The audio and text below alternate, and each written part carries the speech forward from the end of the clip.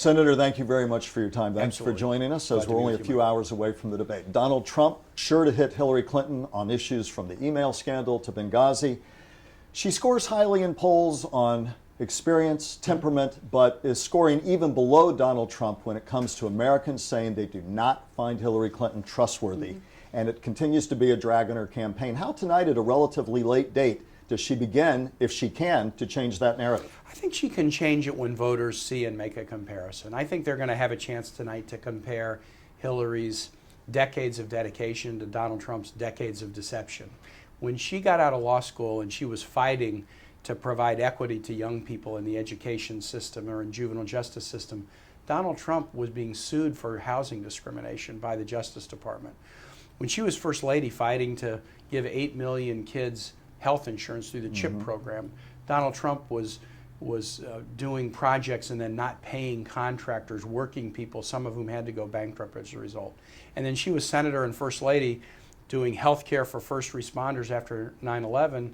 Donald is a guy who is ripping off students with Trump University. I think when they see the comparison, you can have all kinds of opinions, but now the issue is joined. 90 minutes. You got to answer the questions. You got to offer the details. And when I see the comparison, I think people will feel very comfortable with Hillary Clinton and very worried about Donald Trump. Senator Kaine, we're also joined by our WPTV audience on our 5 p.m. broadcast live as you continue your comments. And let me ask you, do you think Hillary Clinton tonight, your running mate, needs to directly address, as she has acknowledged, this trustworthiness issue? She said, I understand I'm not getting through. I understand some people have this feeling. Does she need not just a comparison with Donald Trump, but from her own heart to tackle that head on, and if so, how to break through on her own her perspective, on her own basis, not as an attack against Donald Trump? Oh, I think, look, what I expect that she'll do, so say the email issue comes up, I think she'll do what I've heard her do, which is say, I made a mistake. The FBI is fully investigated, determined that there's nothing more there to do, but I take responsibility and I apologize. And then she'll compare that. And I do think comparisons matter here. Donald Trump encouraged the Russians to engage in cyber attacks to find emails, which they're doing. Has he apologized? Has he taken responsibility? And his connections with Russia are under investigation now. So she said, look, I'm a human being, I made a mistake, I take responsibility and I apologize, there's an investigation and it's over.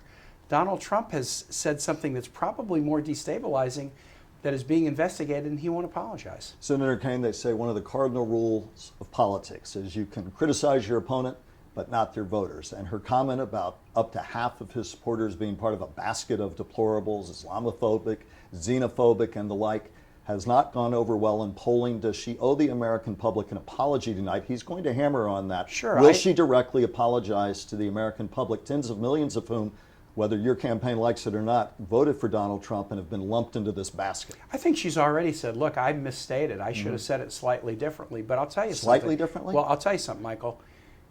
If you don't call out deplorable activity, you have David Duke, who's connected with the Ku Klux Klan, who has been doing robo-dials telling people to vote for Donald Trump.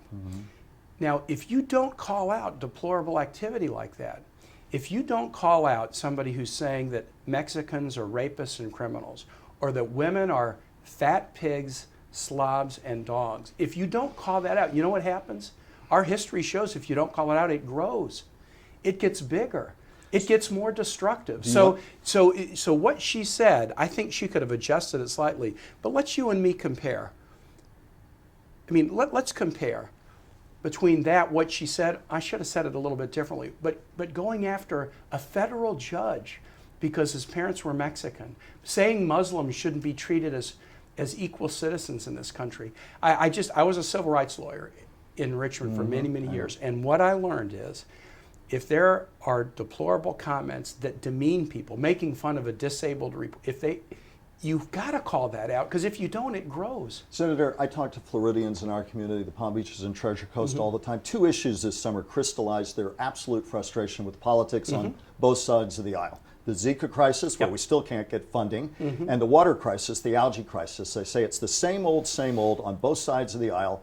Big money, big sugar pours in money to candidates on both sides of the aisle. Zika funding, there's a fight between Democrats and Republicans. Why should we trust that the Clinton-Kaine ticket can do any different or better a job than the Trump-Pence ticket Well, to get these issues resolved for South Floridians? Because we've been battling for people our whole lives. Look, Hillary has a passion. It's been about the empowerment of families and kids, and it was in her life before she was in politics.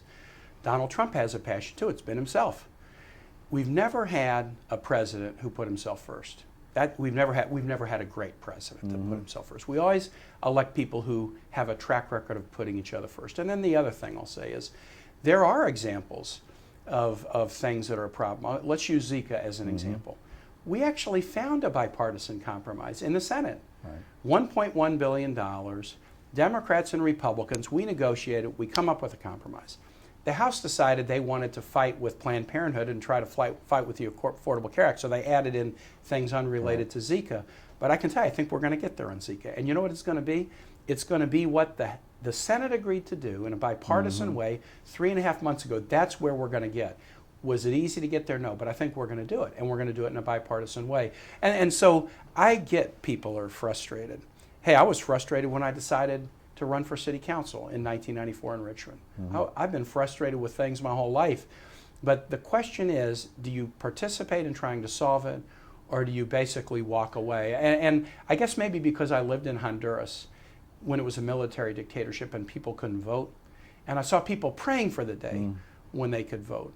They wanted a choice, and they knew the choice might not be between perfect candidate 1 and perfect candidate 2, but they wanted to participate and choose. And I think that's a great gift we have in this country that I hope we don't take for granted. Senator, finally and briefly, millions of Americans have made up their minds, but millions more will tune in tonight saying, I'm looking for a reason. Fundamentally, what is the message that she needs to drive home tonight, and that you will in a few weeks in the vice presidential debate? I think, look, we chose the motto Stronger Together for our campaign for a reason. It's not just a bumper sticker. We are fundamentally of the belief that we are a strong nation, that we are a great nation, and that our path forward needs to be togetherness, solving some of these difficulties, trying to reach across the aisle, building an economy that works for all, being stronger in the world because we have strong alliances, not we tear them up, and having a community of respect where we treat each other with civility.